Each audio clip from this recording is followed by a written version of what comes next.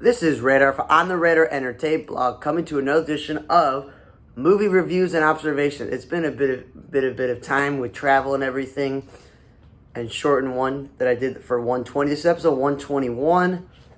The first thing I can say I watched was this HBO Max original thing called Aquaman, King of Atlantis. So I'm thinking to myself, like, this is just weird animation like that Cartoon Network's been doing, DC, where they, a lot of the new versions of cartoons on Cartoon Network look weird, where they have weird facial expressions. It's just weird, like Flapjack, Chowder, Adventure Time, shows that I never watched because I was already in high school or college when they came out. But it's obviously geared towards children, supposed to be, sophomoric and silly and stupid.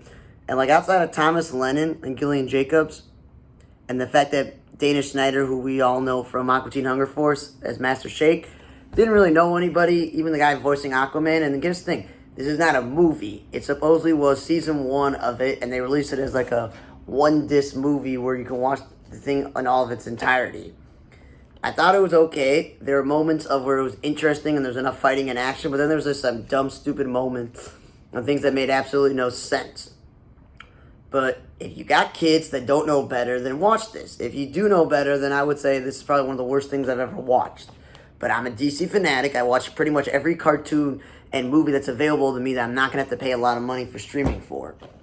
So I was like, eh. Then I watched The Girl Who Believed in Miracles. And of course, like a lot of movies, Kevin Sorbo is in these, like Dean Cain and whatnot. And it's only an hour and 20-something minutes, and it's Dove approved, so kids obviously can watch it. It's for all ages, for the most part. And it's basically like this girl believes in God and miracles more than her family and everything else. Her brother's like the star soccer player, and as the girlfriend, it's like the great family. The grandfather's not that old because obviously it portrayed that he had kids early, and so did his kids have kids early, so that's why he's not that old, the grandfather. But it's basically, she believes in miracles, and it's turned into the sensation where she's healing people who have issues, but it's making her sick. And blah, blah, blah, blah, blah. And the whole movie's about them and the family dealing with the consequences of that. So it was okay. Kevin Sorbo playing a skeptical doctor, it's whatever. It is what it is. Christian-based movie, Dove approved. Actors who do Christian movies, you get what you get. It was not a bad movie, it's just not my cup of tea if I'm running out of the way to watch movies. Then I watched American Underdog, where, it was an hour and almost 50 minutes. It was a little bit long. I felt like they spent a little bit too long on his personal life with his wife and his adoptive kids and his struggles and his mother and things like that.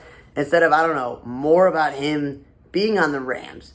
They showed a little bit of his first game with the Rams and a little bit of winning the Super Bowl, and then they showed actual clips of Kurt Warner winning the Super Bowl and being elected in the Hall of Fame. I would have liked to have been more of him figuring things out as a professional quarterback in the National Football League, which is different than arena football and small-time college football. That would have been something that I really would like to have seen, and then show how it went from him being a star in St. Louis to leaving the team and going to Arizona and going to another Super Bowl. That would have been something that I thought would have been interesting for them to do. But they want to make it theatrical, like a lot of Underdog, come from behind movies and sports movies. So yeah, for sports movies, the theatrical way, overcoming struggles and finally making it up on top, and very good acting with Bruce McGill and Adam Baldwin and a few other actors who I've seen before. Like if you watch the show The Big Leap and you've seen that Welcome to the Jungle #2 for that remake of the Jumanji franchise, this Cedarius Blaine played a football player in that. In this movie, he's playing another football player. And then, as I said, Bruce McGill, he and Adam Baldwin have been good actors. Adam Baldwin and Zachary Levi are known for being on Chuck together. Anna Paquin did a good job because she kind of looked like the person in the movie. And, there's some other actors in the movie that I've, seen before. The guy playing, the Mike Martz, who's the former offensive coordinator for the greatest show on turf. Like Dennis Quaid, at this point in his career, he's no longer being the young man in the sports movie, but he's playing the father or the grandfather, so he did a good job as Dick Vermeil. Chance Kelly, who I know from Aquarius TV show, the one who do Covenant, he playing Mike Martz. playing an older white man. That's something he's really good at playing. So they did a really good job. Also, I liked seeing they have like the fake Torrey Holt and Bruce Irvin and Marshall Falk. And they even have a fake Ray Lewis in the movie. So I was like, yeah, that's pretty good. As a sports fanatic who's a huge fan of Kurt Warner, I thought they could have done more with the sports aspect. But again, if you're looking for an inspirational movie that kids can watch, and it's based on a true story, and they pretty much get most of it accurately, yeah, I would suggest it. Then I watched, back to streaming, I watched the movie Paranormal Prison, where this prison in Idaho has been shut down for years as a museum, but they're going to close the museum to make condos, and it's about, there's like the women's part of the prison and things like that. So this is the last film crew for a YouTube channel called Some Skeptic and Some Scientist, where it's the dude who's skeptical, he's got a camera guy who's a dude, a sound woman, and another woman is the scientist, and they go in there and they explore the prison, and they get a tour of it, and of course things go bump in the night. And I thought for the idea of them, a YouTuber going into this thing and it being barely an hour and 10 minutes, that it was well put together in terms of the idea. The whole filming with the GoPros and through the camera lens of other people.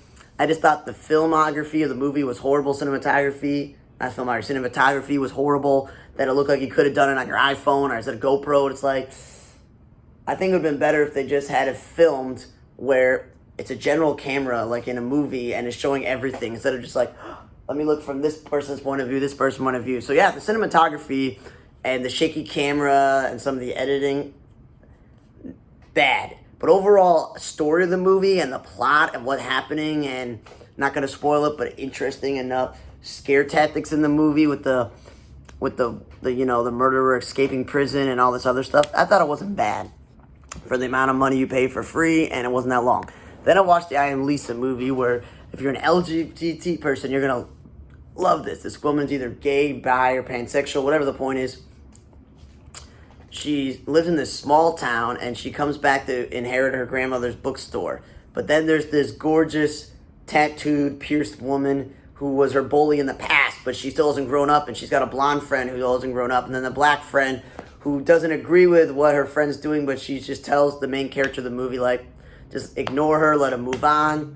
She doesn't want to participate in all the bullying, but she's still friends with her. I know plenty of people who were nice to me in high school and college, who were just like, yeah, just let them do whatever they do.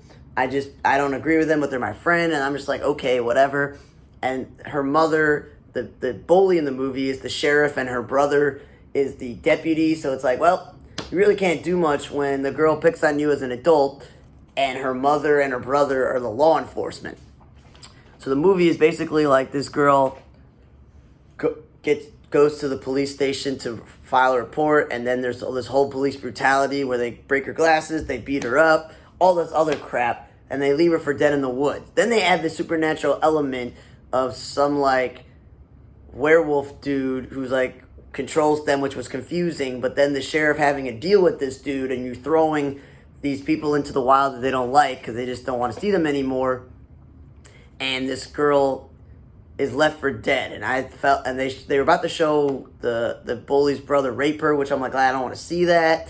Then there's like a wolf attacks her, supposedly instead of her dying, she becomes a special breed of werewolf, which is obviously different than other werewolves. It was confusing that way, and that the sheriff's sister saved her. So again, way too much coincidental things, and it was like, I don't know.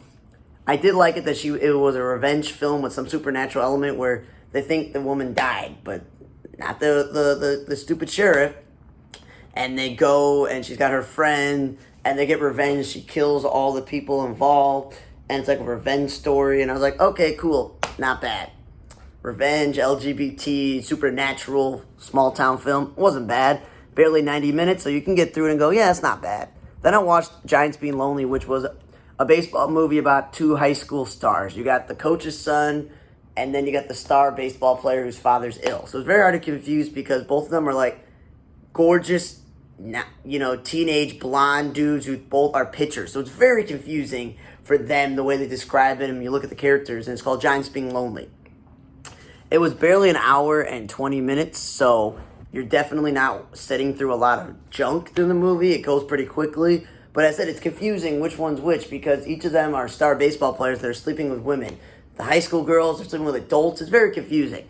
The way to figure it out is one of them, his name is Adam. His father's the abusive coach, and his mother is very docile and lets the father yell and scream and make all decisions. But then the mother is sleeping with the star baseball player, Bobby, and that's confusing, but Bobby and Adam both like the same girl.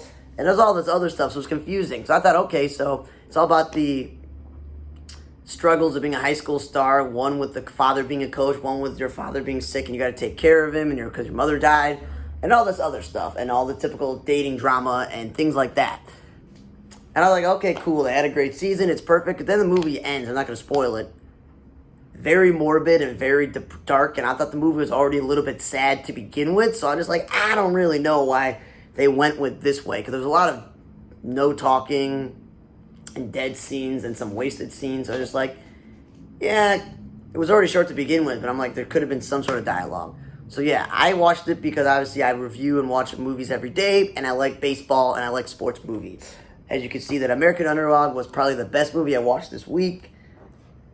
The Girl Who Believes in Miracles, it all depends on if that's your audience, that sort of thing. I Am Lisa was an interesting movie, and Paranormal was an interesting idea, just the execution wasn't the greatest. But again, Giants Being Lonely, I Am Lisa, and Paranormal Prison are 3 movies that you can watch off Tubi for free with commercial. And the longest one is barely 90 minutes, and the other one's barely 80, and the other one's barely like an hour and 10 minutes. So it's like, you're just like, yeah, things to watch, and then this is just dumb for kids. Thanks for listening to another edition of Movie Reviews and Observations number 121. For On the Radar Today blog, I'm Radar. See you guys next time.